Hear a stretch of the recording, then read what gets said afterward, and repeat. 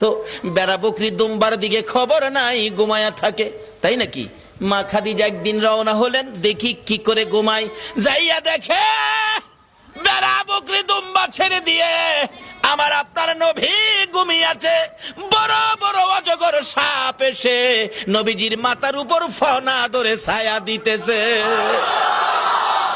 খাদিজা বলেন, না না, এই রাখালের বকরি জংলার বাগে নিবে না। খাদিজা বাড়ির দিকে যায় আর ফিরা ফিরা চায়, এটা কেমন রাখাল রে? এই রাখাল তো সাধারণ কোনো মানুষ নয়। খাদিজা চিনে ফেলেছে, বেড়া বকরি দুম্বা নিয়ে বাড়িতে আসতে বলো আমার রাখালকে।